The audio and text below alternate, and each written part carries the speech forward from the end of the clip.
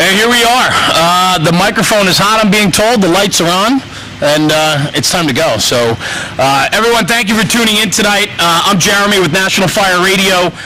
We have had an incredible opportunity to broadcast live today from the floor of the Snap-Tite factory in Union City, Pennsylvania. And tonight I'm surrounded by some real incredible gentlemen and people in the industry that make a difference every single day in what they do and what they teach and the relationships they've made. And for myself tonight, it's a great honor to be sitting with the four of you to have this conversation at the floor at Snap-Tite. So thank you for joining us tonight. I do want to just roll into introductions before we go anywhere else so everybody knows who we're with tonight. I'm going to start to my left. Jerry Herbst, Elkhart Brass.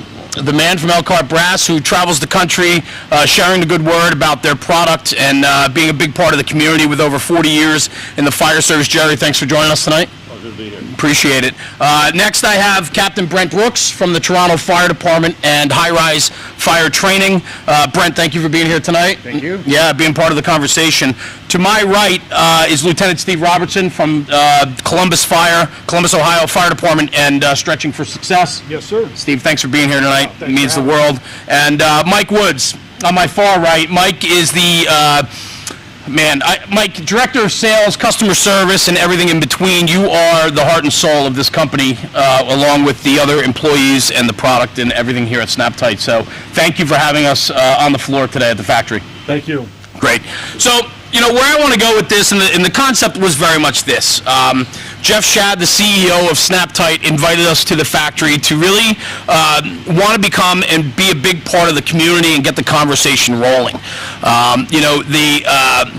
Being a part of that community and having conversation about what matters in the industry means that it's doing the right thing and targeting the right people and the right conversations to promote and push this job further. And so with that was the introduction of the Gladiator FM hose that was introduced today early on one of our live streams, which is the Gladiator Firemaster hose, which has burn-through technology. And Mike and I spoke about it earlier. You'll be able to see that on some of the other social channels that we streamed earlier today.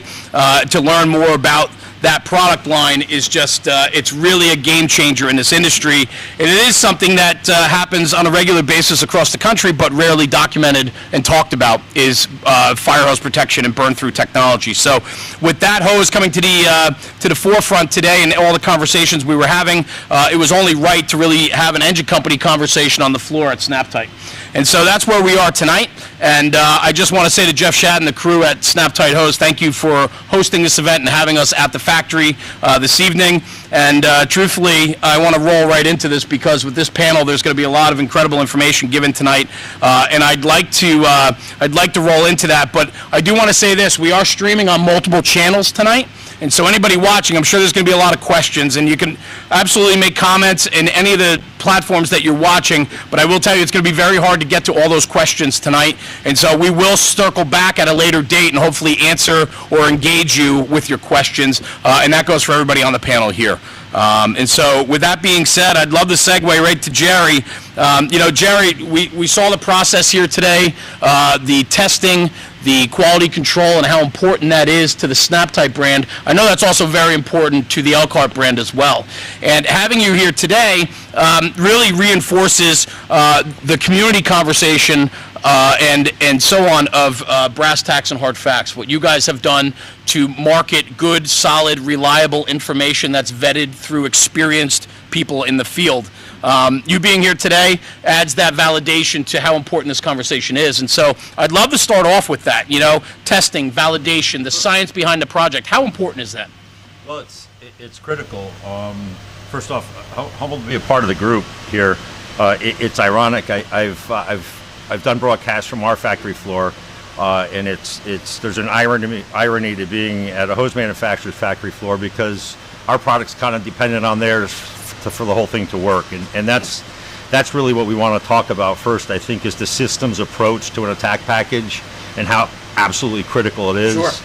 As we go through tonight, we'll talk about the historical perspective of pressures and flows and how it's changed, but the end game is the assumptions that we've had for years need to be challenged. They're not accurate. and that, multiple rules of thumb accumulate to a very significant difference in operating pressure, which relates to flow. And it's hurting and killing firefighters. So from a manufacturing and also a firefighter standpoint, I'm vested in that as a solution, and we have to partner with other manufacturers. One product, unless it's a deck gun, it's not like you're putting a nozzle on a discharge on a rig. We need something in between to get it to where the action is. So that systems approach is absolutely critical, and there's a lot of testing that needs to go in to make it accurate. By and large, our group in the field interact with fire departments every day in evaluations, and it's not that we find that there's so much a lack of knowledge, is that we assumed we learned things correctly early on, how we were thumbprinted early on in our careers. When I got in the fire service in '79, it was pretty straightforward. You learn 3 tip pressures: 50, 80, and 100. Right? It's real simple. 50 smooth bores and appliances, 80 was master streams, and 100 was fog nozzles. Go. And there was nothing about flow. Everything was driven by pressure. We were pressure obsessed. I was sharing that story earlier this week about having an 1.5-inch line with a old Santa Rosa nozzle on it. The thing was so rigid you could actually pop a door lock with it on a dwelling. It had nothing to do with flow, but we were taught to equate attack capability to rigidity in the line. And that's changed as the dynamics have changed as well. So the testing aspect of it is really focused on the fact that we can't use rule of thumb. We can't use the finger method for calculations on friction loss. The theoretical numbers and coefficients that we look at in somebody's material or catalog may be based on rigid pipe ID, not hose that isn't quite the diameter that it states that it is.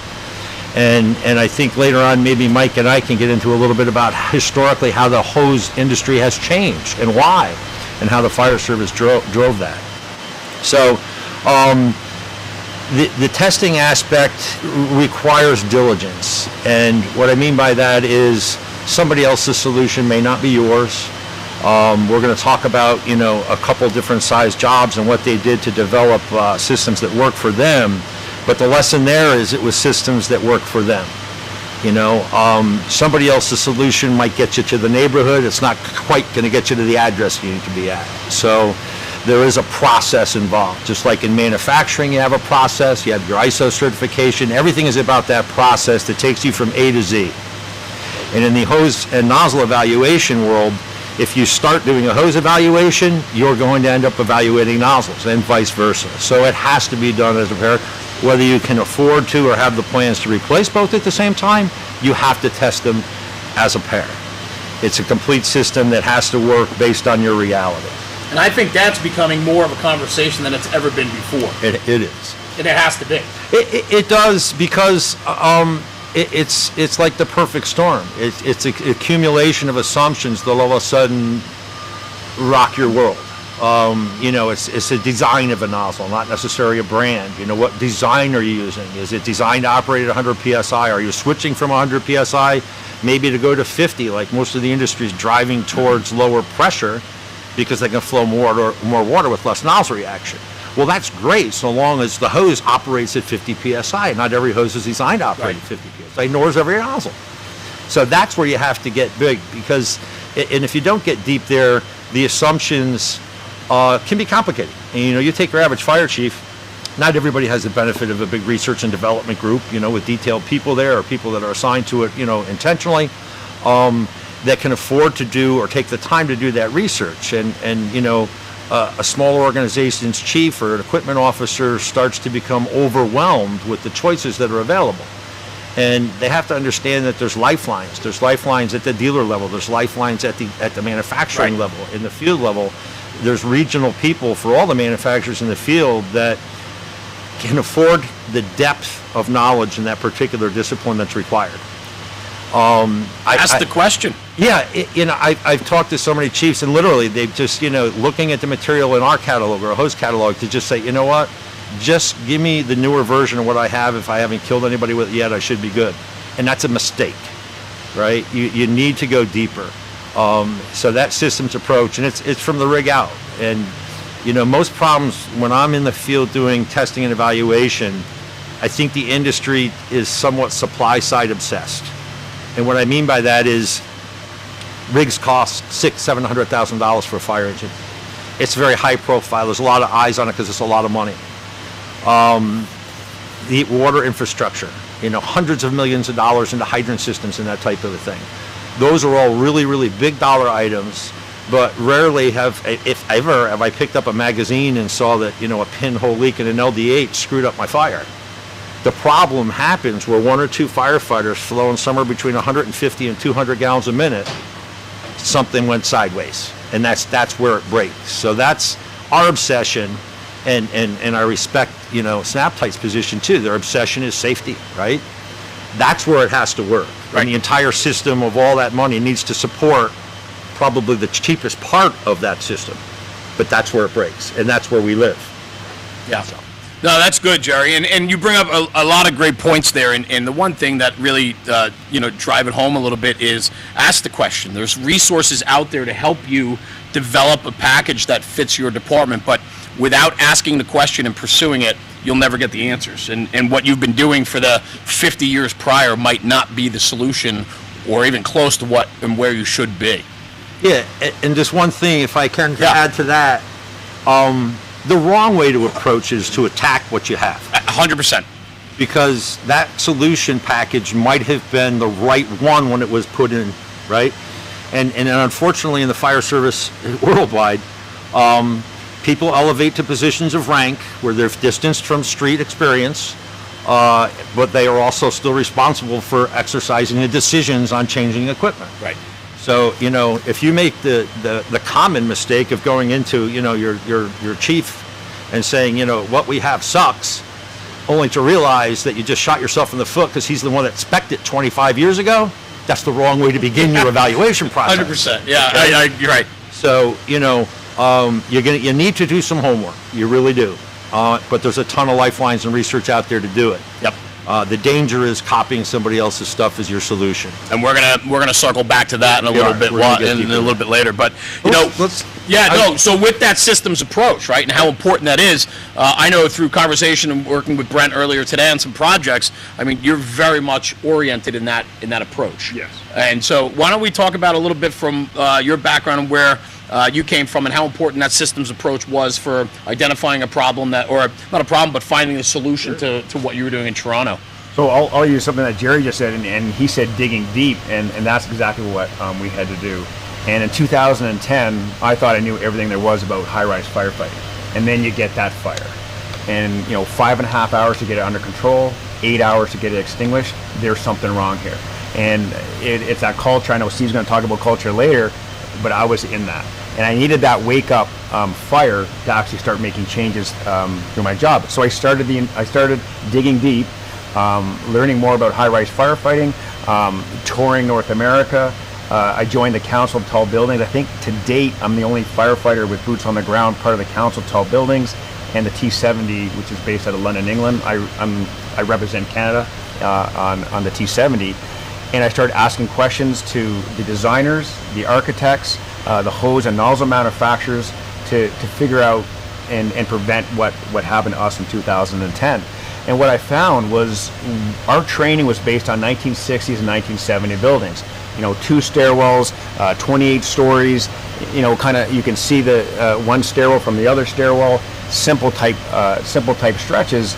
But that's not where we are today. We have hybrid high-rise buildings. They're complex. They have podiums. They're super tall, and they have different systems. And I found in the States, the majority of buildings are Class 1s. North of the border, we're majority Class 3s. There's a little bit of tactical changes when we start fighting fires in these buildings. But we're using 1.5-inch hose lines with fog nozzles, and no matter where you are, that's not going to work. But I couldn't do it by myself. I had to get people on my team and experts on my team because I don't know everything there is about firefighting. I had to get that team, so I got the John Evans, the Mo Doyles, the Pat Doyles, people from my department who are experts in certain tasks, and I built that team. Nice. Once I had that team built, we started to expand. We started looking at different hoses, started looking at different nozzles that works for our system in our city, and we finally found that. That's fantastic. And that's really echoes what we were just talking about is, asking the questions, right? Putting together a team to pursue it. And then finding a solution, right? Yeah. So that solution brought you. Can we talk about some tactics and maybe some of those solutions that you found that helped create the environment you have today? So we are unique in our city. We do have 2 dedicated high-rise units. They're staffed. We have a crew of 4, and our tactics are kind of, I don't want to say abnormal, but they're just different than what other cities are doing. The high-rise unit has specific nozzles, specific equipment geared to high-rise firefighting, and now that we have 2 in our city, we're not going to be first in on most fires, but if the engine company's in there and they have a line laid, it'll be 2.5 inch line in our case. We're going to bring a special tactic to this, but we need that line to be laid for us so we can add to the front of it, add a different type of fire tactic if that's not being used. So if it's communications, if it's improper flow, we can troubleshoot the systems and make it happen. So we're unique in the fact that we do have high-rise specialists in our city. Yeah, interesting for sure. And I'd love to, in hearing that, I'd love to segue a little bit just to my right with Steve and how they do it, because that systems approach and really identifying tactics and procedural items that fit the framework of how you operate. And so I love always hearing how different departments work and so on. So Steve, I'd love to hear just a little, maybe baseline about what Brent was saying and how you guys go to work. So we looked at it a little differently. We've been looking at our system, which was single jacket 2.5 inch hose, 1.8 tip, 75-foot lengths, 2 75-footers is what we took up initially. And through training and drilling and such, we saw that we're throwing 2 engine companies and a truck company at the fire attack group. Well, let's realistically look at staffing. In our city right now, we're pretty short, so we can run 1 officer, 2 firefighters on an engine company. Okay. 4 on a truck. So I lose 2 drivers right out of the chute, right? So that puts me down to 4 people. So then I lose a guy at the standpipe. Now I'm at 3. Now I lose a guy at the door. I'm down to 2 people trying to move 2.5 inch line down a dirty hallway. Right. We found that through drilling that's not a realistic expectation for our folks to do. So Lieutenant Bill Ross from Engine 2, unbelievable firefighter, and we started really digging deep. And I called Lieutenant Ray McCormack, and we talked at H-Rock and with Jerry and Chris and Andy Plofkin, and started throwing some of these different systems at it. And then we really started digging deep into testing. And I want to throw just a couple numbers. Our last package weighed 434 pounds. Okay. That was the total of everything. 386 pounds of that was water weight. Just in water weight. So we came up and we tried a 50-foot, 2.5 inch line off the standpipe. And then we did 2 50-foot lengths of 2 inch with 2.5 inch couplings. We put an 1 1/16 tip on that. So that gave us 240 gallons a minute at 50 versus 265. But we dropped 11 pounds nozzle reaction in that. But with that being said, we went from 434 to 315. Yeah. And the water weight is only 242 pounds in the new system. So at the end of the day, with the staffing we have, we're going to leave that nozzle open longer. And with the reduction in water weight and total weight, 120 pounds difference in the package, we're going to move down that hallway much more efficiently. Sure. Now, that brings us to another thing. We have a low pressure option that we never had with that. When you start getting down to 50 PSI with an 1 1/16 tip, you still got plenty of volume, but your reach is terrible, right? We're puking water now. Right. I use the funnel method of that you got to funnel the big end, you're dumping it out through the small end to the big end, it just falls out.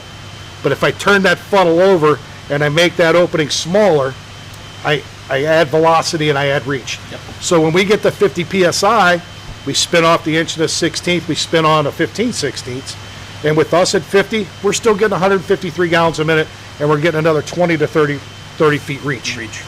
So we go into 1,200 square foot for structures all the time, right? First floor's off, we take that line through, we walk out the back door, we put it out. What kind of water are we flowing there? 160 gallons a minute, give or take, depending on your nozzle. But for us, it's about 160 gallons a minute. So now I'm going into an 800 square foot apartment, but I just happen to be 15 stories up. And everybody's like, oh, we can't do that. It's only 150 gallons a minute. Wait a minute. Right. There's got to be some common sense built in here. The reason we stayed with the one section of 2.5 versus all 2-inch, just that absolute worst case scenario, that pre-93 system, the PRV that's set wrong, I can add a link to that, and my friction loss numbers are about 6 per 50, give or take. It's much less, so it just gives us a little more fudge factor in the bad situation. But it goes, the system works for us. His system works for him. Yeah, 100%. 2 urban jobs, but we have completely different setups, but we dialed this in for us. So if somebody from LA calls me and says, Steve, I want to use your system. Well, hold on. That's not necessarily what you want to do. It depends on a lot of factors, and that's the stuff Jerry was talking about. Yeah, so Jerry, let's talk about that, right? Yeah, I refer to it as the cut and paste solution, but those are great examples. Brent's like 3,000 firefighter jobs, Stevie's 1,700 man job. Both needed effective solutions based on their reality. I'm the big acronym guy. I always put CPR up on the board when I'm in the field. It's the confidence to pursue reality. Brent's world, they have a ton of pre-93 stuff. They're almost always working in a 65 PSI world. They understand their building inventory. They have a blend of both. That's the kind of depth you need to have. So that cut and paste solution wouldn't have worked. If the easy route for Brent would have been to call Steve and say, what are you guys doing, or vice versa? And it would have been a disservice to their job and their people. But, what are the benchmarks for the objective there when you start an evaluation like that? You want to flow the most water you possibly can with the least amount of impact on the fatigue for your firefighters and get in and out fairly quick, right? We want to win in a timely fashion. It's not a chess game. There is no check. You're either winning or you're losing. There's the tough math, GPM versus BTU. You never hold in your own. Well, I think Steve hit out before, punch it in the mouth, right? That's it. I mean, that's it. And, I don't know, any kind of battle I've ever been in, I want to win with authority. I don't want it to be close. And that's what you find. You'll find these things surface as you're evaluating your world that seem like epiphanies to you, but when you start thinking of historically how you were taught, you're challenging how you were thumbprinted when you first got in. And you're challenging how your mentor and your senior firefighter taught you. And it may have been right then, but it's evolved, and we have to evolve with it. So that cut and paste solution is extremely dangerous. It's been compounded by social media. It's a great asset. It's also a great liability. Sure. There's a ton of information out there. Is it vetted? Is it copied and pasted from someone else's material? Is it someone else's solution? I'm blessed. I'm getting the opportunity to do a little bit more work in the Northeast than I normally do, and some regional fire departments up by me. And I was having a conversation with a chief a week or so ago about, he liked the solution I did in my firehouse. Well, it's not the same as it is in their firehouse. It might be a good place to start, but they're probably going to end up in a different area. Our staffing is different. Our response model is different. We run a truck, we multiple incidents, that type of a thing. So the objective would be, in my mind, when you're into an evaluation, you want to maximize GPM per working firefighter. What we find a lot in the field is line choice is being dictated by the limitations of the people or the number of people on the rig. I get it. Not everybody's a star firefighter. And you can't spec your attack package to the A team because you might be working with the Z team that day. On a big job, you might be able to hide them in certain places, but sooner or later they're coming to a fire. Sure. All right? And we all have that. So you're challenged by people. You're challenged by the dynamics of the fire. The heat release rates of today are ridiculous compared to what they were 40, 50 years ago. You certainly don't want to be challenged by your equipment. And in the standpipe or high-rise operations world, you do not want alien equipment there, right? Because you take this low-frequency, high-probability for screw-up fire, and you introduce alien equipment that they probably never drilled with. Right. It should be the same stuff you use in the street every day on your vanilla job. And the perspective you look is like Steve said. You walk with a 7/8 a couple times a month through a dwelling fire and just nail a floor of fire. You're right. 2 lines are pulled. It's a working job. They're laying a supply line. Most of it knocked down with tank water on one line. If you're on the 15th, 18th, 24th floor and it's less square footage, what's the difference? There's a lot of things that can happen that are sideways. If you forget something in the street on a dwelling fire, you run out to the rig and you get it. Right. If you're on the 47th floor and it's not in that little bag, you're screwed. So, forethought. I took some great pictures of Brent's bag. What the thought that went into that absolutely. Bag. I mean, it's. Thanks. I hate to use the term. Well, I'll say firefighter proof. You can only make it so easy. Sooner or later, somebody's going to still screw it up. But problem with standpipe bags is people put too much stuff in them. The bigger you make it, the more they're going to put in. Come on, we're firemen. Look at our pockets. Well, if you're the one that's carrying that up 8 times in a 24-hour shift, you might want to narrow the equipment load down just a tad. Right. So anyway, the testing aspect, the cut and paste solution is extremely dangerous. Yeah, we all go to fires, but it's different. If you run 3 and 2 on a box and you run less than that or more than that, how is that chief or that equipment officer, the one that's driving this evaluation, maximizing GPM per working firefighter, but taking fatigue into consideration? Look what we're wearing now. When I got in, we didn't even have bunker pants. Right? You're wearing long coats and hip boots. Yep. So look at the equipment load we have on us, compounded by the challenges that we get into in the fire situation. Look at hoarder folks. Steve, you teach a hoarder track, right, with a couple different guys. It's physically exhausting. Now we want to fight our hose line too, and only to find out that we're fighting 100 psi, then we're still only flowing 90 gallons a minute. And that's where you have to get smart, because we're visual. And if you're using a 100 psi combination nozzle, and I'm not knocking fog nozzles, they'll put as much fire out as a smoothbore will at comparable flow. This is where design of nozzle becomes a big deal. Now, there's only basically 4 types of nozzles that the World Wildfire Service uses. 3 of them look the same, but they're radically different. Do we understand that? So a benchmark in any group that's doing an evaluation, first thing you identify is, what's my target flow? And you're going to the entire system and process of evaluation is to achieve that target flow. You may have to over pump a nozzle, under pump a nozzle. You may have limitations in hose. You might not be able to afford to purchase hose that matches with it. Don't give up. There's solutions there, but until you're in test mode, gauges, flow meters, pedos, people that understand the testing methodology, you're not going to get there.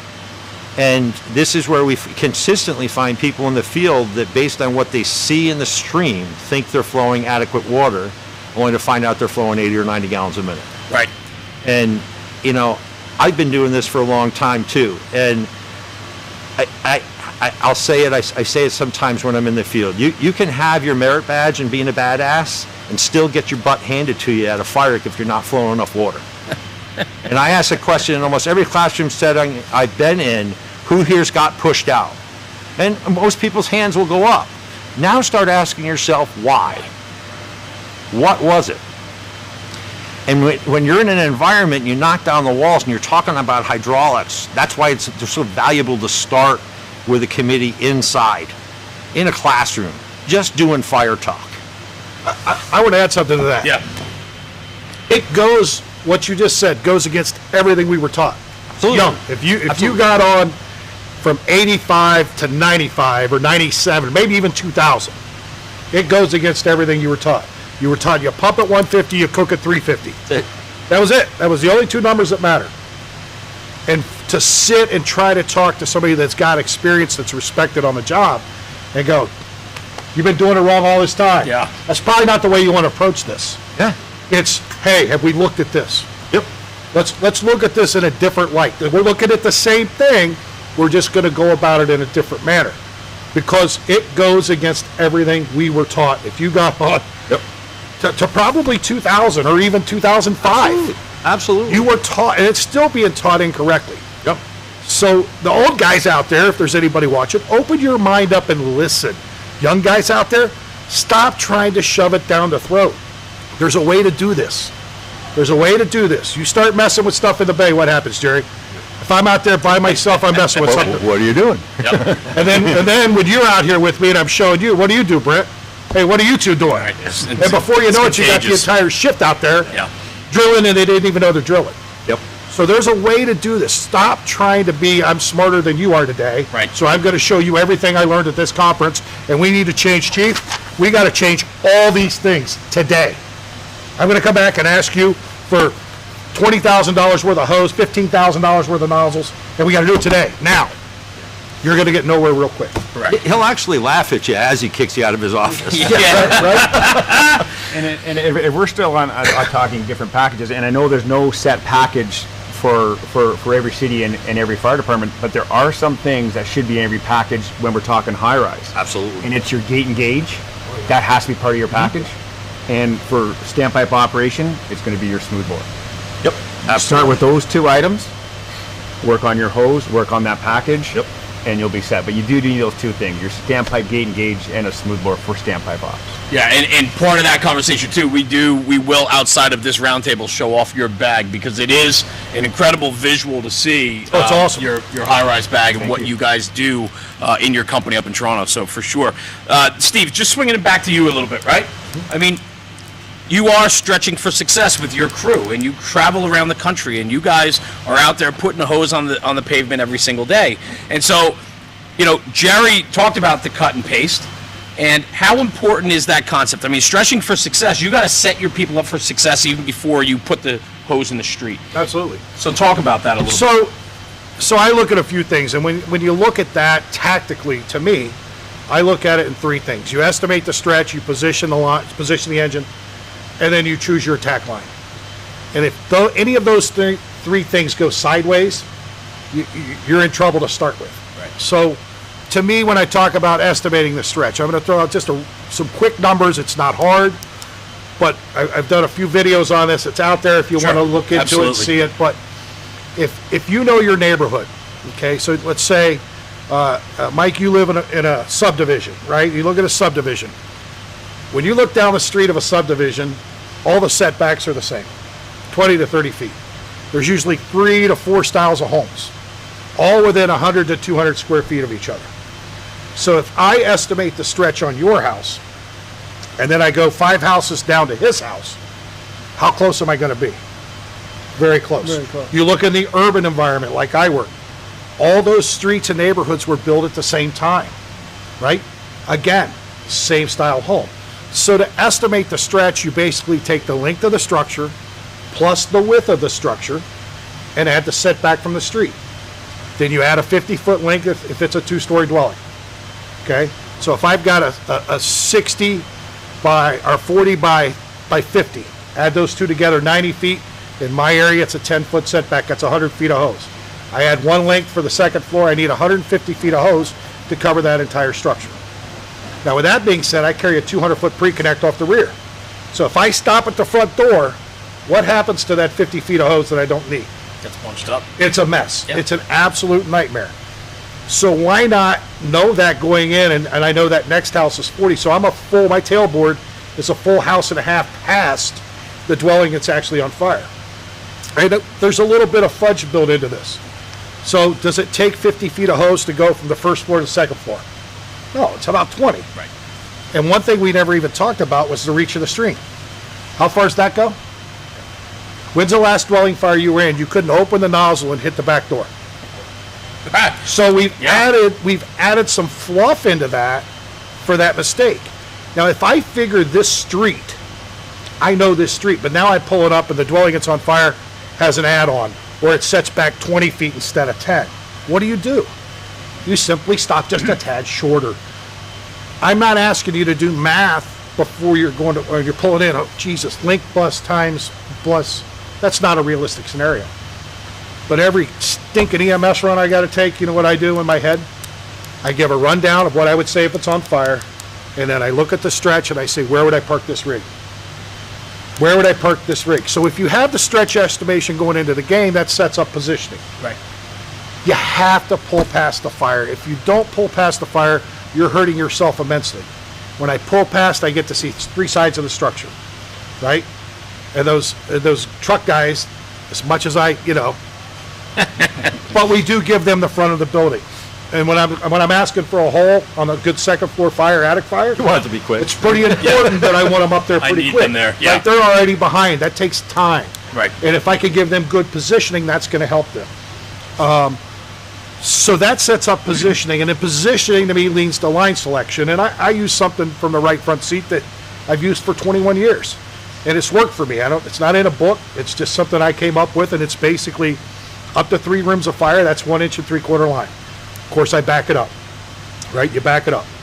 More than basically, if I have a whole floor of fire, it's either a 2-inch line or 2 inch and 3/4. If it's more than that, then I'm looking at a ram or a deck gun. And I always get pushed back about rams and deck guns and big water. We can't do that, Jerry. We're going to run out of water. And I answer is the same every time. Well, what the hell are you going to do? Take it home with you? Or are we going to hit it right in the mouth, buy ourselves some time until we can get more people there, more help, and more water? Right. We put tanks on these things for a reason, right? I can't tell you the last time. If I'm flowing 160 gallons a minute on a 7/8 nozzle, and I have a 750-gallon tank, how long do I got before I run out of water? Plenty of time. When's the last time you flowed for 6 minutes straight and never shut the nozzle off? Think about that. It doesn't happen often. So I think there's a big emphasis out there of people, you got to lay in, you got to lay in, you got to lay in. Why? As soon as the second engine gets there, guess what I just got? Another 750 gallons. Right. Okay, and if at that point at 1,500 gallons I haven't done some good, I picked the wrong line. I picked the wrong tactic, and you better reevaluate at that point. So to me, those are key benchmarks to start setting up your line for success. The last thing I want to add is just splitting the door. You look at the door, swinging the door in relationship to the fire. You know, you got an inward swinging door, fires to the right. Do I want to set that line up on the right of the door or to the left of the door? I want to set it up to the left, because if I set it up to the right, as soon as I go in the structure, I've created a 90-degree turn and I lost a body. I've lost a body before we even get in the door, right? So splitting the door, again, there's a video on splitting the door online. If you take 50% of the door and then 45 degrees each way, and the other advantage to that is you do a great job of stretching in line, but then here comes your backup line and dumps right on top of your attack line. Now I've got twice the weight I'm trying to move down the hallway. So when you make those, it's imaginary lines, for lack of better terms, and you train with your battalion and the companies you run with, you know, a 16 engine or 7 engine comes in with us, they know when they see my line to the left that backup line goes to the right. And that just comes down to common conversations, talking, drilling, and getting everybody using the same terminology and getting them on the same page. Yeah. And if we're still talking estimating your stretch, I'll add the high-rise aspect to it. I would recommend everyone, when you're estimating your stretch for a high-rise building, is lay that 50-foot section out on your apparatus floor and actually walk it, actually pace it. So I know with my step, it's 16 steps. Every time I walk 16 steps, it's 50 feet of hose. When I go 2 floors below on every high-rise fire, I walk 16 steps. I walk another 16 steps, that's 2 lengths. Every time I walk 16 steps, I get a great estimation on what I'm going to need up there. We've gone as far as even crawling. When I crawl 32, I know it's 50 feet. But for my normal pacing on medical runs, I did the exact same thing. I come off that elevator, I go to the stairs, and I estimate my stretch. Find out what pacing works for you on your high rises, and you'll be successful. Very good nugget right there for sure. You know, a lot of what we're talking about here and everything you just put forward is really a lot of common sense driven, but it's also based on experience. Yeah. I know this is an Engine Company Roundtable, but it gets me thinking when we start talking about experience, and experience does matter, right? Because what we need to do is we need to be able to have that conversation, but we need to be able to listen. Part of having a conversation is listening, right? And when we have people in the industry that bring forth a strong message, we need to be able to shut up and listen a little bit, right? And so, and a conversation is a two-way street, and a lot of it starts with a question being asked, and then you sit back and listen. And you know, tonight, what you guys are bringing forth are just some really valuable, you know, lessons learned through stories and experience. And experience does matter, and I think that's important for sure. The thing about experience. Yeah. You know when you need it? You get it right after you need it. Yeah. Right? I Right. mean, and that's, it takes mistakes to get experience, but here's the other thing. If you don't train for that situation, you're not gaining experience when you go through it, you're gaining training. You have to be trained and have your mind ready to experience something, so it's not just training. Right. You have to be ready for that situation. Now, are you going to make mistakes? Absolutely. You make mistakes on every fire. I haven't been to a perfect fire. 31 years, I haven't been there yet. But to be experienced, you have to be trained and ready to gain experience when the situation happens. Yeah. And not at the event. Right. Right? So a saying I like kind of backs up what you were saying is, most people listen with the intent to respond, not to understand. You ever notice when you're talking to somebody and they're like, Yep. Can't wait. Leaning it. Yeah. they're ready, right? Right. Okay, as opposed to like, listen with the intent to understand as opposed to respond, but then psychologically we're all wired to convince the other person to our way of thinking. Disagreement is healthy. It's like in the arena we're talking about here with the testing and validating. Even if you're a newer firefighter, with due respect for rank and authority, you have every right to ask what you're flowing out of your attack line, right? There's only a couple things that keep you alive in a fire, right? Yeah. Your costume, your mask, and your weapon. You got right to ask the questions. And if they don't know the answer, that's a problem. Yeah. But we get to the point where we assume we're okay because water's coming out. And sooner or later, everybody wins. Unless you're at the mine fire, and right, Centralia, Pennsylvania, that's never going to go out. Everybody wins sooner or later, but what part of the triangle are you taking? You got heat, you got oxygen, you got fuel. We're supposed to go after the heat. But occasionally, we consume fuel to the point where what we flow puts out what's left. That's a good point. Okay, and how's that story end? Well, at least we didn't hurt anybody.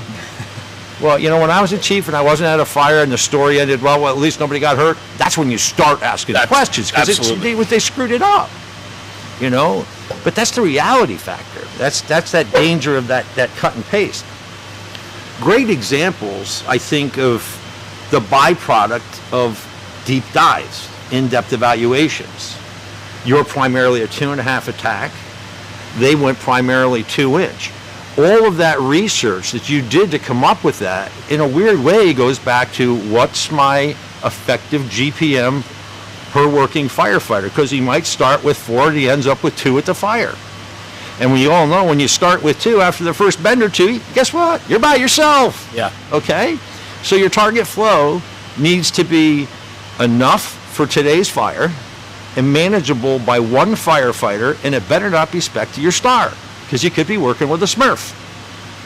And if you open bail on a fire and you're rolling around like a weeble, you got a problem. And it happens every day. Well, that goes back to overpumping. So you see, and you see it all the time. Watch YouTube. Get on YouTube and just watch this. People that are operating 2.5-inch hand lines exterior. They're opening it all the way, and within 30 seconds, inevitably, that line goes to half throttle. Why?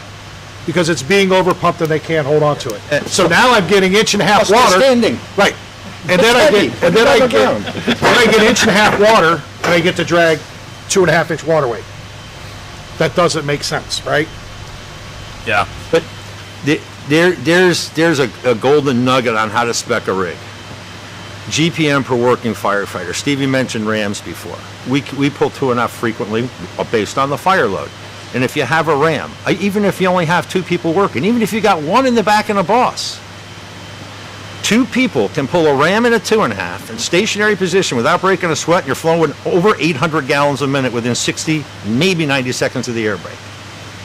That's big water. You get this aversion to people pulling the 2.5 because what do they remember? They remember the academy with 5 or 6 people lined up a little choo-choo train, and they probably had 100 PSI nozzle on it with 130 pounds of nozzle reaction. It's like advancing a telephone pole. Who doesn't want to do it? But think of it in this paradigm. How long are you actually on the 2.5? Shouldn't be long. No, we were talking about, I always use a garage figure. You take 2-3 bay garage attached to a wood frame dwelling, and the garage is off, and it's already into the breezeway, so you know it's going to eventually make it to the house. Is that a 2.5 hit? Yeah, that's a 2.5 hit. And like you hear things like, well, I only had 2 guys. I can't pull a 2.5. Well, how many firefighters does it take to do a stationary knee pin hit with a 2.5? 1. But it shouldn't be the first time they do it at the fire that needs it. Right. But you own progressive fire growth in about 30 or 40 seconds with that line. And to go deeper off that, spin the tip off, and what do? Extend your line, get Stand your your butt hand line inside. right off of that, go clean it up. But Do the if you- same thing on the ramp.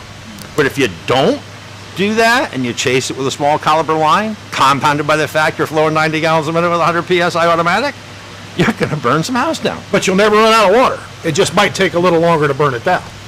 But This conversation is fantastic because what it is, it's real talk, and you don't hear these conversations often, right? well, but they need to happen. I agree with really you. do. I agree. You know, I make fun of myself. We all make fun of ourselves in the fire service because we've done some things that weren't that smart, right? You know, we believed what people told us. In some cases, we were told incorrectly. Some of it's aged information that was right then but isn't now. And I think it's incumbent upon you, you know, Stevie will get in later to the 33 split, but, you know, the bottom line is not everybody graduated in the top half of the class, okay? You're not working with a rocket scientist or a star firefighter every time. You got to get it simple, but it has to be effective, and it has to work in your world. Some of the solutions, and let me throw some credit to Brent on this. I use the term multitasker versus unitasker frequently in the fire world. If something can do more than one thing, it makes sense to have it on a rig. Simple terminology change that you talked about. You stopped calling them HighRise or standpipe bags, right? What do you call them? We call them hose packs. Hose packs. Why? Because they also use it on a courtyard lay. It can work on a commercial fire on a street level. That's how you spec solutions, right? They don't have to be one thing. It's like the smoothbore versus fog battle. I work with a ton of organizations who attack with their 1 3/4 their primary vanilla fires, dwelling fires, with that fog nozzle, yet someone told them at one point in time that you should have smoothbore on your standpipe pack, and they do. Well, my question is this: if a 50 PSI open bale that can pass debris, has more flow with less nozzle reaction, works off a standpipe, why the hell won't it work in a 1.5-story wood frame dwelling? And it's all of a sudden like light bulbs go off. Yeah. It does. Dig a little deeper. Challenge yourself to the fact that your world, although it may be comfortable, may not be effective. I don't know if I'm ahead of myself. No, I think you're good. I mean, where we were going to take this and maybe involve Mike into the conversation with the hybrid packages, things like that, right? So, an evolution, and this is, I wanted to go to use Mike on this. We're sitting in his factory, and, you know, I have the utmost respect for you. You showed me when I was on this tour the first workstation you were at over 35 years ago. Working second shift, not that you wanted to, because that was your opportunity to get into this job. You described this area as a manufacturing town, which it is, I've seen it, and you were blessed. You were lucky to get the job. You were probably thankful for it, and look at you in the position that you're in, you know, some better part of 40 years later. And how I want to relate that is, this factory has changed. The products you make have changed. Yeah. If I was to ask you 35 or 40 years ago how many different 1 3/4 hoses you offered, what was it, maybe 2 or 3? Yeah, less than half a dozen. How many is it now? Pushing 20? Yeah, plus.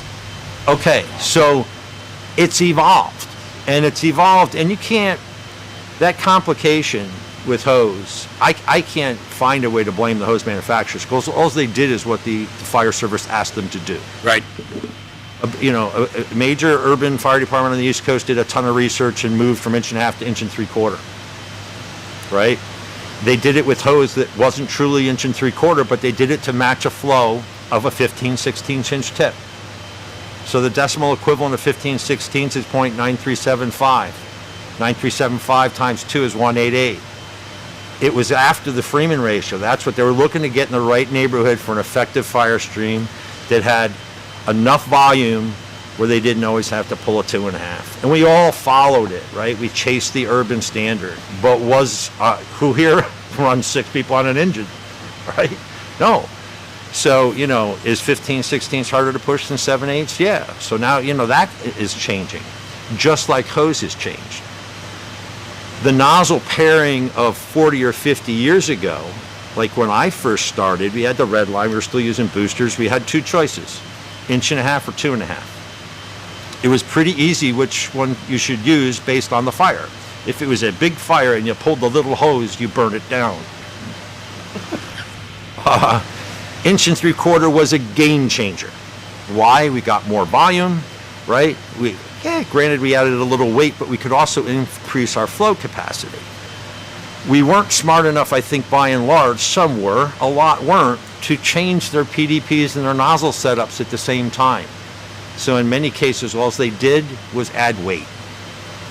1.75 that's 188 or 1.9 under pressure weighs more than 1.5 inches, right? Yeah. So the evolution, and Mike, you tell me your perspective on this. It wasn't that the products were wrong back then, was it? No.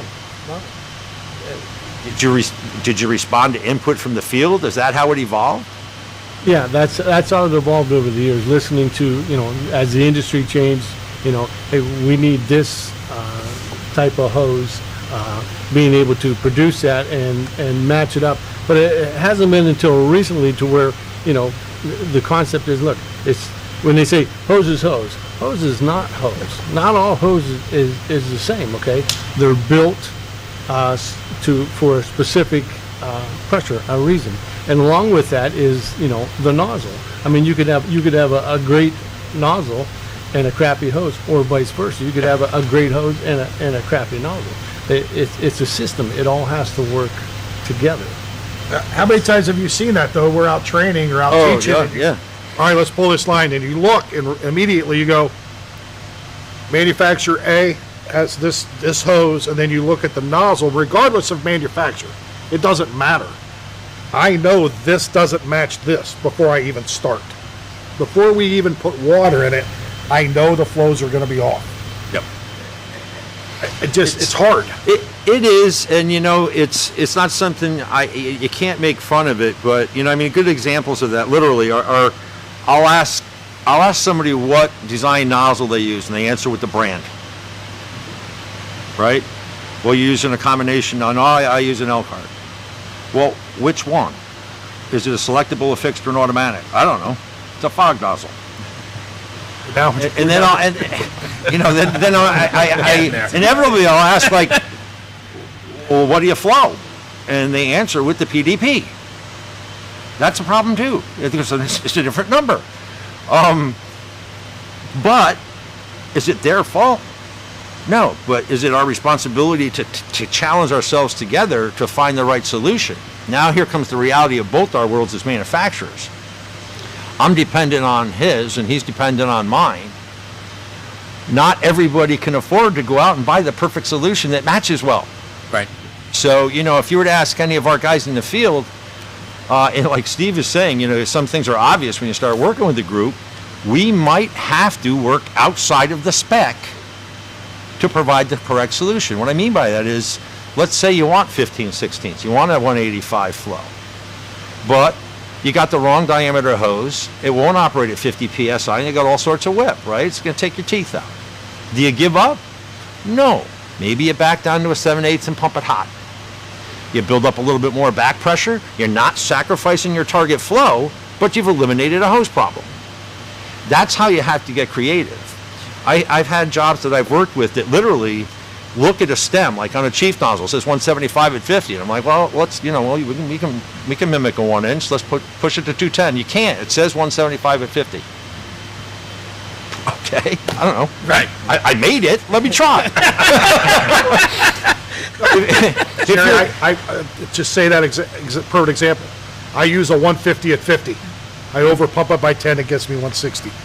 And that's the wheelhouse I wanted, but that's the combination I had to get it to work, for everything to work correctly. So there's more than one. Don't just think I got to buy all new stuff. You might have to get creative. But if you don't understand the design of what you use, you won't be successful in that. So, I've said it in brass tacks, hard facts, and I say it all the time when I'm in the field. Over pumping or under pumping to solve a problem makes sense. By accident or solely to make it easier for somebody to hold on to is a mistake, right? Because there's an implication based on the design that you're over or under pumping. For example, would be an automatic nozzle. An automatic nozzle, regardless of who makes it, has a spring mechanism in it. And it's designed to be constant pressure with a variable flow. All automatics have a flow range. So you look at that automatic and it says 60 to 200 gallons a minute at 100 PSI. Well, if you get it to 100, what are you flowing, 60 or 200? Or are you guessing? Right. Well, without a flow meter, you're guessing. It's a matter of RPM. But the design of that nozzle will give you a false visual impression that you're okay. And what I mean by that is if you were flowing 60, or even if I went and put a 90-degree kink in it, that spring adjusts and maintains a pressure interface at the stem. So the stream visually looks good, even at compromised flow. So there's another good example of what you could put in as a benchmark for evaluation. Do you want a nozzle that will not give you a visual that you have compromised flow? If the answer is no, then put that point into the evaluation. Don't say automatics suck. You just don't understand how they work. And you want a nozzle that will give you a visual indicator that you have compromised flow. Who here's used an automatic? All of us have, right? I always ask this question, I'm in the field. How long do you bleed at the door?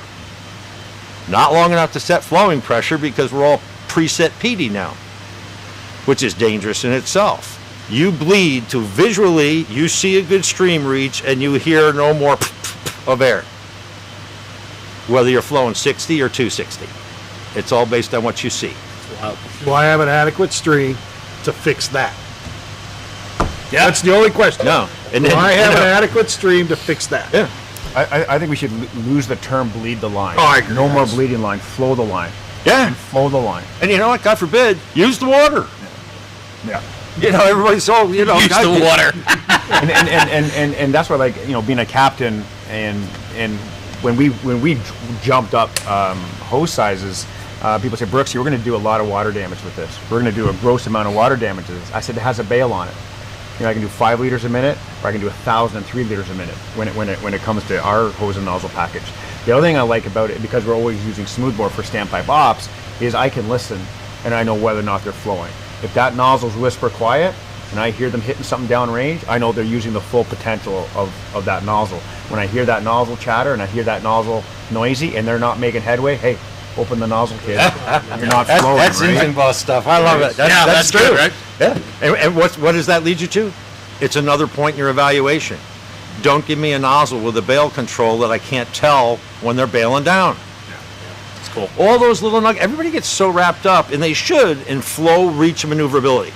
Granted, that's the big three, okay? I want to flow as much as I possibly can, utilize the reach of the stream, and I want to be able to move it. That's where these hybrid systems have come to be. It's like Stevie using two inch on his job. Was it better than 2.5? No, it accomplished the objective based on the staffing that they had and still gave them a 250 hit. It's a large flow. What did they gain? A reduction in nozzle reaction and an increase in the ability to move the line. If you're not going to if you can't put it out with 240, 265, ain't going to matter. I truly believe that. But those are the things you I find, believe that. right? Yeah. I give out in my class, points of evaluation. Everybody knows those big three. I mean, I can give you a sheet that's got like 45 other ones. If you can't afford to replace your hose at the same time, are you going to get a nozzle spec now that'll match the hose that you would buy if you had the money? Or vice versa. But then what's that do to what you're running right now? Because you may not be till next year before you get the money for new hose. So you got to make sure that works. Have you guys ever had a return because somebody made a mistake? Yeah. Us too, right? And it's always for some reason ends up being our fault. It's not like, we bought the wrong stuff. Aren't you going to give us our money back and give us the right stuff? Well, first question is, have you used it yet? The second one may be, did you test it? You know, you were talking about your RMs in the field. I got a chance to watch a little bit of the product thing you did this afternoon. And our guys are in the field with loaded trucks too, because you need to put it in their hands, right? Theoretical math is not going to get you there. It's great that I think Jeff put out the coefficient today on your Gladiator, right? Which is a 177. Theoretical math is not the answer. Even if I can build you a package on paper on a PowerPoint slide that shows you that it makes sense, I mean, we're all firefighters. We got firefighters in the chairs looking at us right now. Until I put it in your hands, that's what I want to feel it. Yeah. How's it going to change my world? And then all of a sudden you put a flow meter on and you get somebody that's accustomed to, 100 PSI nozzle flowing 125 gallons a minute. And now you've documented, you showed the gauges and the flow meters and the hose and the actual diameter, and you put them into 175 gallons a minute, but at 50 PSI, right? I've gained 50 gallons a minute, and it's easier to hold on to. You got to touch that and feel it. Sure. You're not going to believe it on a slide. Sure. And there's just so much merit to all of this, and the reason being is I truly believe that so many people run incompatible packages and they don't know what a good feel is. I firmly believe that, and I think through education, through this hour that we've gone so far, there is so much to go back to, and I hope people really digest the information being given tonight, because it will help you do better. It will help you and educate you to start asking some decisions or asking some questions and really starting to have that conversation. And lean on companies like Snap-Tite and lean on companies like Elkhart, where they can come in and help you and help craft the right package for you in your department. So, and the next layer of that down is the training companies. Why do you think we all ally in the field? Right. Well, the first place we met was at a conference. First place we're teaching on the same tracks. We're interacting at conferences. We're expected to be subject matter experts within our own products. Now we ally with the people that are teaching the tactical use of that product. I'm not claiming to be a tactical expert as a fireman. Yeah, I've pushed a couple of halls, obviously, in 40 years, but my expertise is the development of an effective fire stream, regardless of supply. I don't care if you're a tanker or a standpipe or whatever. I'm not a standpipe guru. I couldn't fight fires in your world, but I can make sure you got the right stream to do it based on the available water or pressure. And that's the hybrid approach. And 2-inch alternative hose sizes are a perfect example of a hybrid solution. There's other cities that have done it. New York's even switched back to a 2-inch lead length on residential standpipe operations with a 1-inch tip. Why do you think that is? I mean, I didn't make the decision, but I bet you it had something to do with the square footage and the mobility within that square footage. It wasn't on commercial, it was only on residential, which is a smaller footprint than an open floor plan commercial job. That's still 2.5. It's an option that made sense for them. A lot of other people have gone after the same thing. Philly's a good example. Dynamite hybrid system. Combination of 7/8 flowing 160, but an 1 1/8 flowing 265, and they carry up both options now. Right? So if it's a small footprint or a small fire, they have the 1 3/4 option, but the Hail Mary's there, just like when you add the extra 2.5. Yeah. You anticipate the worst case scenario, and if you've got the staffing to get that load up, you do it. If you don't, you find an alternative. Maybe it's 2 inches. Maybe it's a nozzle spec change. Maybe I can flow more water with the limited staffing I have by a design change in my nozzle. Yeah. Yeah.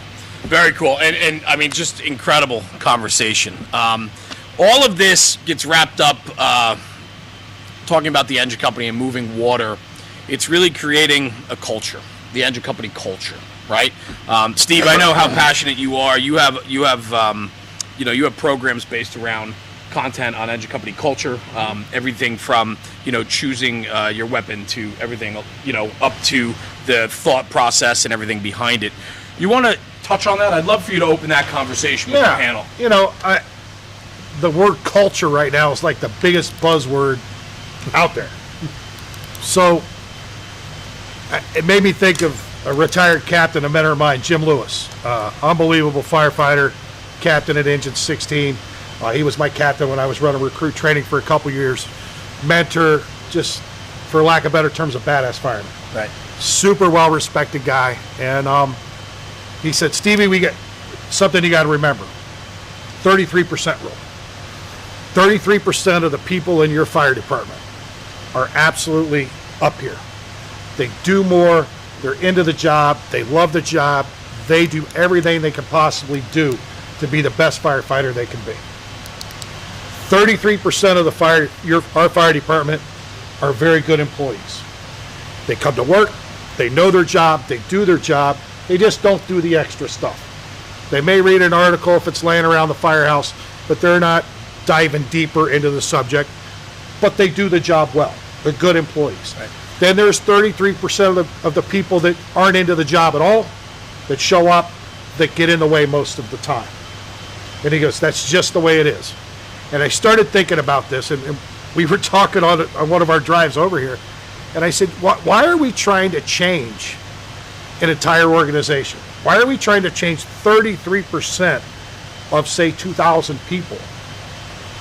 There's a list somewhere, and everybody falls in that list in order of their ability. So why aren't you attacking the first two guys that are between the good employees and the great employees? Why aren't you working on that person and making them a great employee? Because they're obviously very close to that. They're very close to that next level. And then the next person I'm working on at the same time is what guy? The guy that's down here that I want to get to the middle level. Right. Start changing people and quit saying we're changing culture. The culture's obviously okay because 66% of your fire department is getting it done. Yeah. It's getting it done. So quit trying to say we're going to change, we're going to culture it. Stop. Be an individual and work with individuals. You know, the other buzzword that drives me crazy is expectations, right? It's on every promotional. What did you give me your expectations? Here's my expectations, young man. No one do that. Really? That's the most ridiculous thing I've heard. Now, is it important to me that you have it wrote down of what we're doing? But the most important thing is I, as a company officer, take you, Mike, and I go, all right, here's what we're going to do.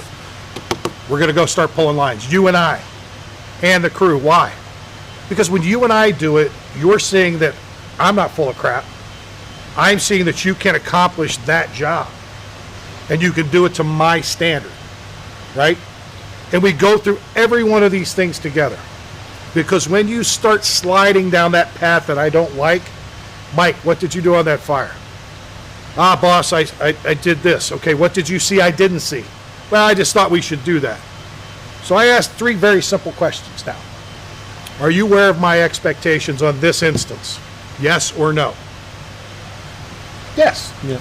Are you able to accomplish those things? I know you are, because why? You and I did it together. So now you're simply unwilling to do what I'm asking you to do? I could fix that as well. If you hold yourself higher than your department standards, we're up here. Yeah, I love this. I love having my guys up here. Why? We're human beings. We make mistakes every day. But if your standards are higher, when we do make mistakes, where do we fall? Still well above the departments, and most people don't even know you made a mistake. And we're harder on ourselves than anybody else ever would be. But stop talking about culture like it's some thing that you're just we're gonna huddle up and fix it. You're not. You fix people. You change people. You change behaviors. And you get them to buy in. Positive peer pressure is a good thing. Absolutely. You hear the word peer pressure now, it's, you're a bully. No, I'm not. I'm putting us out there as a group because I want you to have that peer pressure, that I want to be a part of that. And if you want to be a part of this, this is what you do. And you do it better than the average person.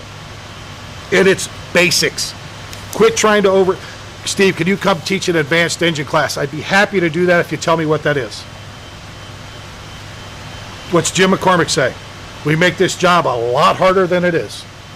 And Be better than good at the basics. As good as we think we are. Be better than good at the basics, and you're now an advanced firefighter. I truly believe that. Yeah. We make it hard. But the culture thing wears me out. Yeah. I agree with that. You know, it's it's an overused word and it's lost its impact, and which is too bad, because I see it a lot on the volunteer side, and I'm proud of it in my firehouse. We do expose that ethic, that cultural approach to the job early. Not unlike what you do with your rookie, with that expectations. You're doing it with them, right? But it's about the company. It's about, I use this at home all the time. 2 + 2 needs to equal 5, especially when you're working light. You're running out 2 and 1, you got 2 engines in a truck, and there's bodies in every rig, it's a good day. In my world, it's not always that way. I don't always have that next layer. Right. So you have to master the basics of your own job, but also the other seat, or the boss, or the operator, the chauffeur, whatever it may be, because 2 + 2 has to equal 5. And if they buy into that early enough to understand that you shoot for the moon, and even if you miss, you're still with the stars, right? You know the saying, it was on the wall in my mother's house for years. It makes sense. It's like the way you make hose. You don't make it to the minimum standard. We don't make our products to the minimum standard. You shoot above it. Why? Margin for error, buffer. You have motivated firefighters on your company that are high-fiving and fist-pumping when you smack a fire in the nose. Now think back when you didn't make a mistake. Who liked that feeling? It's the same, right? It's the same thing. I don't like to lose. No, and none of us do. And regardless of whether you got on a career job or a volunteer, you're in it because you want it to be part of something bigger, right? You want it to be part of that end result, which is pretty good, warm and fuzzy.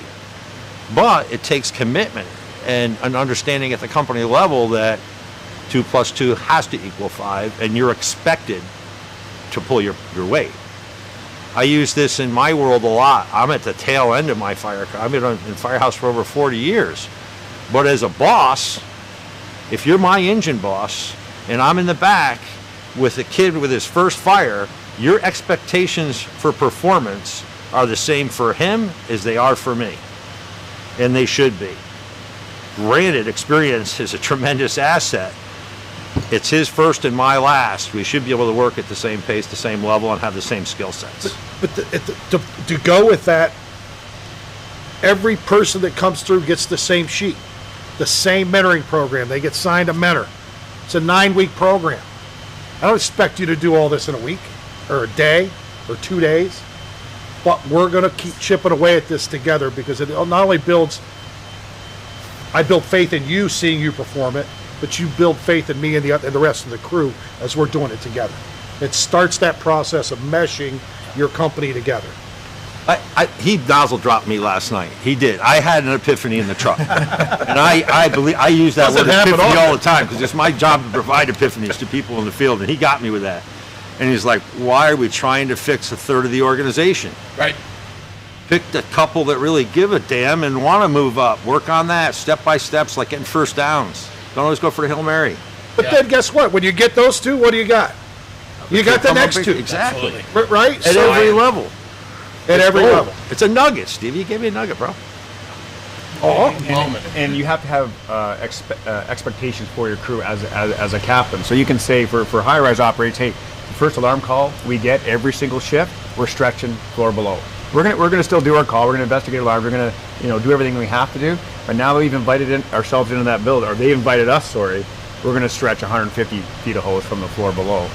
And my crew expects that. That's what we do. And they'll start stretching because it's the first alarm call of the day, and we stretch.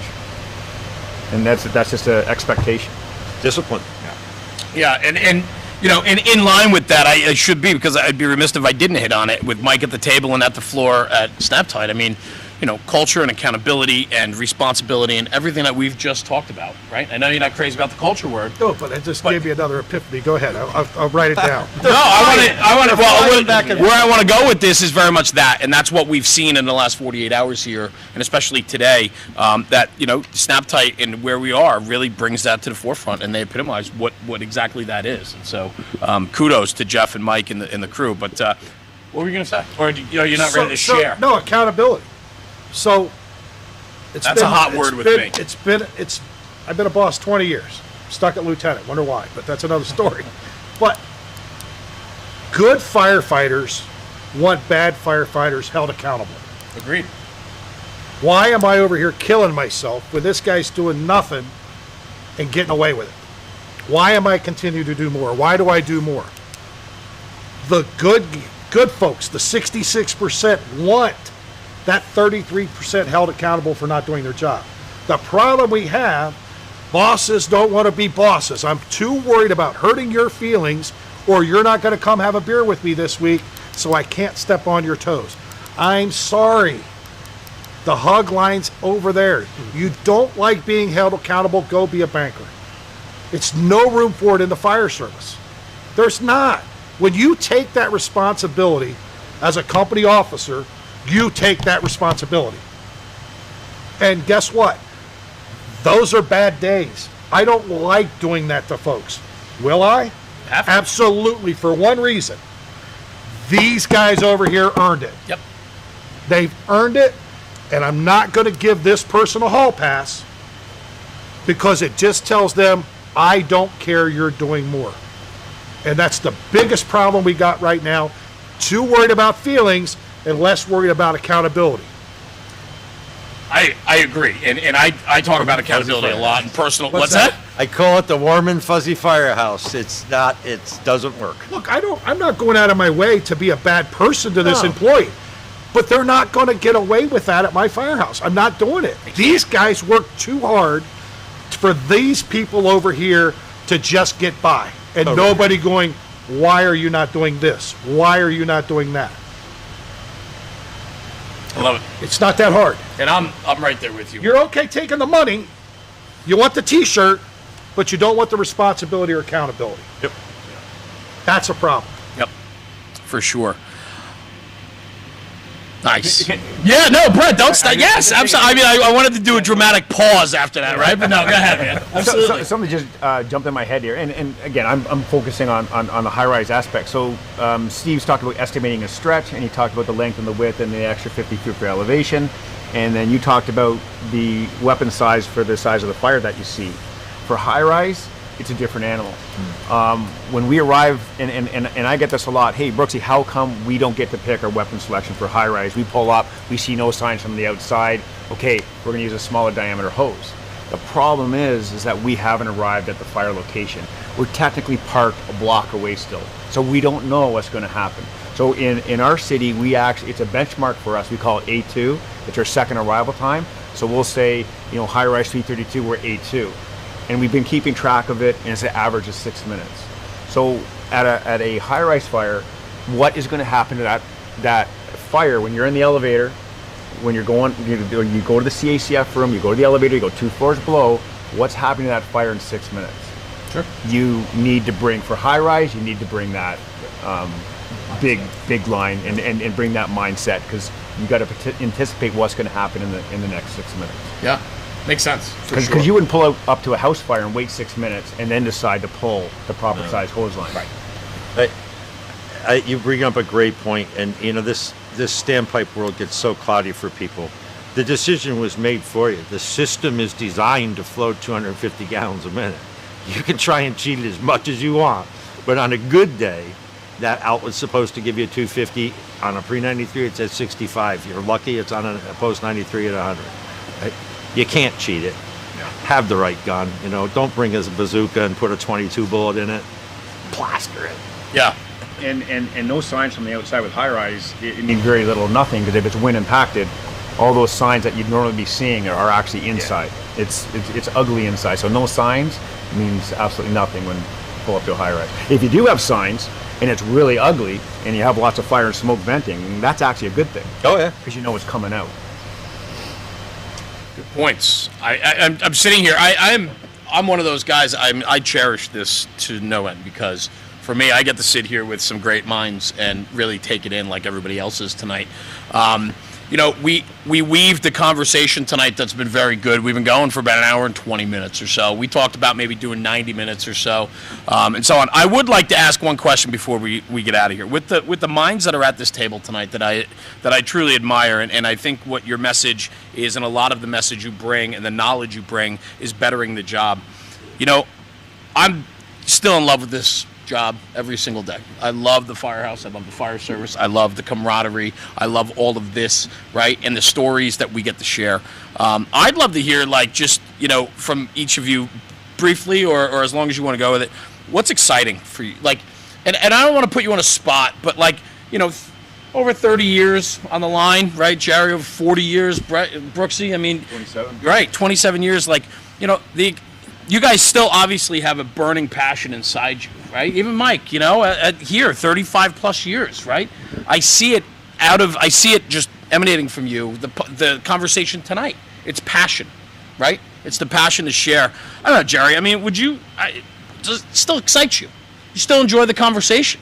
I do, on the fire side, I think what really still excites me is I've always liked working with newer firefighters and younger firefighters. I'm not threatened by that. Yeah, I guess I could call myself a dinosaur because I've been in so long, but I'd like to think I kept up too. I remember what it was like being new. I like enthusiasm to be infectious. I relate an analogy to new firefighters. To me, they're like clay because they're moldable. You can shape them. You can turn them into what you think they need to be or they should be before they're exposed to heat. Because what happens when you expose clay to heat? It sets up. And if it's in the wrong position, sooner or later you gotta break it. So it's worth the time early to mold it correctly. And, I guess if there's anything, at the tail end of my fire career and even my business career, I'd like to say is I hope that I've made a difference, and I know that I can make a difference instilling enthusiasm and spirit and passion for the job to someone who's fairly new at it. Whether it's a story of a screw up, and we've all had them, and I still make them to this day. I'm not embarrassed to tell those stories because they have value. Yeah. And there's the word. Let's make that our buzzword for today, because we do it at the company level, we do it at the fire service, the company, the officer level, and the firefighter level. Add value. Leave it better than you found it. Yeah, I agree. That's what drives me to this day. I love it. And Brooksy, absolutely. I just want to say, Jerry, thank you for sharing that, because you guys didn't know that question was coming, and with that comes the heart behind that. So I appreciate you sharing that, and then for all of you. But Brooksy, yeah, talk to me. Exact same thing. It's getting to those younger firefighters. So just before I came down here, we had a call. We did our stretch. We flowed our gauge, and it became a police matter. And we had to stand by, and the police wanted us to move our standpipe operations to a farther outlet. So our rookie, he hooks up, and he goes, Brooksy, the 18-inch pipe wrench isn't working. I said, is there a little piece of aluminum on there that you can bend with your thumb? The little that little plate. He goes, absolutely. I go back and try that. So he goes back and try it. Then I get back to the station, and I hear him telling someone else on the other truck, hey, if you're ever using the 18-inch pipe wrench and you can't get it in that valve wheel, there's a little piece of aluminum. Bend that with your thumb. And I'm like, yes, that is a win. And I'm like marching down the hallway, the biggest smile on my face. Yeah. That's why I grew the mustache, so no one can see that smile. So I was happy. I was really happy. That's a win. That's a great story. Thank you for sharing that, and thank you for being here, of course. Steve? Couple things. I think more than anything is people. Watching people grow and develop, and watching, I've got battalion chiefs now that I had as rookies. So watching that development and watching them do things the right way, knowing that we instilled them and set them on the right path. And the second thing is like passion, the passion for the job. I can't teach passion. I can't teach somebody the passion that I have for this job and helping people. But I believe if you surround yourself with passionate people, it rubs off real quick. Yeah. And with that being said, your worst day on the job, how many people did you get to help? Maybe I had a terrible day, but how many people did I get to help today that may have been having a worse day than me? Right? So remember why we're here. It's to help people. What other job do you get to go to work and do that. To really get to do that and make a difference and watch the neighborhood kids grow up around your firehouse and stop in and fixing flat tires on bikes and all those things that you may grumble under your breath about when you're doing it. And then the kid comes like, hey man, you used to work on my bike, right? Yeah. Things like that. So watching people develop and go up, and just people in general. I made relationships throughout the country that will be there the rest of my life. Yeah.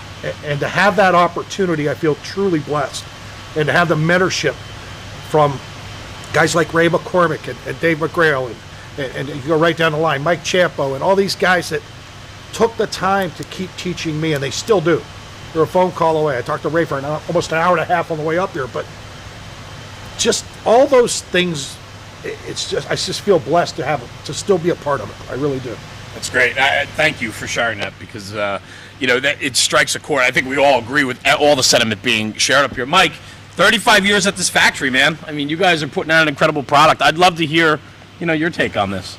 It's the same thing. First of all, thank everybody here. This has just been a wonderful event for the Snap-Tite Corporation, and met some new friends, lifelong friends, and I agree with everything that's said. I mean, it's a team. It's a team effort. I don't want to know it all. I want you to know just as much as I do, and teach that on to the next. Because what it does, it affects the entire team. You want to surround yourself with good people. Yeah. Set the bar high. Set the expectations high. Don't be satisfied with just making it.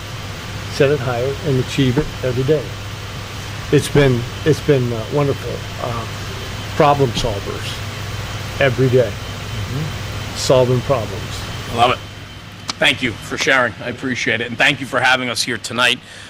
With that, I think there was a lot of great knowledge shared here tonight. I thank each and every one of you for being here tonight and bringing it from the floor from Union City, PA at the Snap-Tite factory.